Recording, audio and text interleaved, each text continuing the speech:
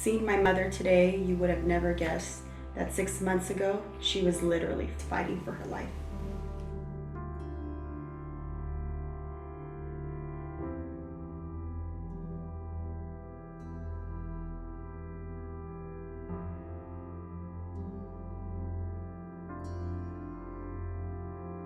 West Nile virus is a mosquito-borne virus. It was originally discovered in the African nation of Uganda in 1937, but since then has spread throughout much of the world. At first, we thought it was a cold, but 2.5 weeks later, things just got worse. Not only was she tired all the time, she began to act lethargic and fatigued. Even the doctors didn't know at first what was going on. They suspected a urinary tract infection because of her diabetes, but test after test, everything would come out negative. West Nile is interesting in about 80% of cases are what we call subclinical, and that is they don't have any symptoms at all. About 15 to 20% of infections go on to have symptoms that are reminiscent of the flu. They might have fever or muscle aches or feel poorly or nausea. Occasionally they might even get a rash, but many times you won't be able to tell the difference. It took 9 days and a spinal tap to identify she had West Nile virus. I was shocked. We don't live in a rural area, we live in the city. We haven't traveled. I just didn't think it was possible, but she got it. If I live in the city, are my chances of exposure to mosquito-borne viruses less than if I live out in the country? To be honest with you, no. It doesn't really matter where you live, you're always going to run the possibility of being exposed to mosquito-borne viruses. It's difficult to see your mother go from being a very independent person to being in a hospital bed, needing a feeding tube, and even a breathing machine to stay alive. Less than 1% will go on to have what we call neuroinvasive disease, where the virus actually gets into the brain or the tissues around the brain and causes them to become inflamed. This then can damage them and cause lifelong disability, and in a minority of cases can even cause death. The doctor told us my mom's body is basically fighting a battle, and then that's when she went to sleep for an entire month.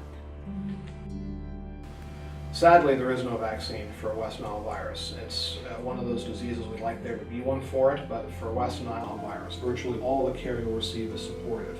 Even with the best and most aggressive care, however, people with severe disease might still die. Our major concern is with two mosquitoes.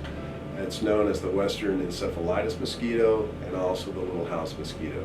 They're very good, very competent vectors in transmitting mosquito-borne viruses. Not all mosquitoes are competent in transmitting West Nile virus to humans. Towards the end of the month, I thought that she wasn't going to make it.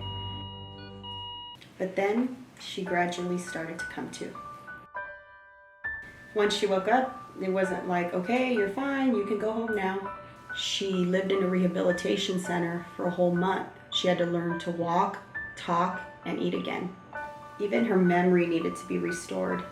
I can recall having a conversation with her in rehab. She didn't even recognize me.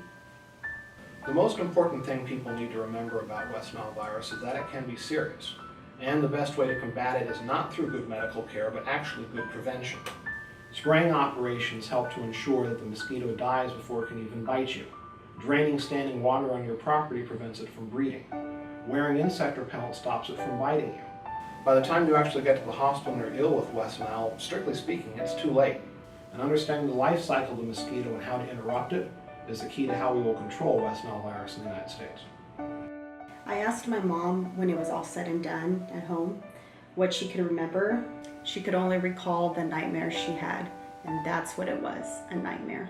Emotionally, physically, and financially, 22 days in a rehab center at $1,000 a day, you do the math. I receive phone calls from the public a lot in regards to, hey Barry, what can I do as far as reducing potential mosquito breeding sites around my property?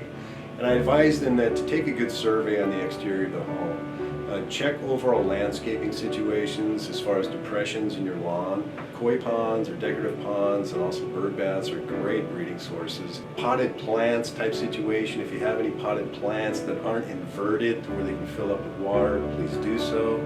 Empty out any type of buckets or anything that may have water in it. Children with kiddie pools, I know they have them during the summertime, but those are really good as far as breeding mosquitoes. My mother is very lucky with her outcome. This experience has taught us to take care of our loved ones. We get so busy in our lives that we forget that something like this could happen. Learn and understand how to prevent this, because once it does occur, the toll is more than what you would expect.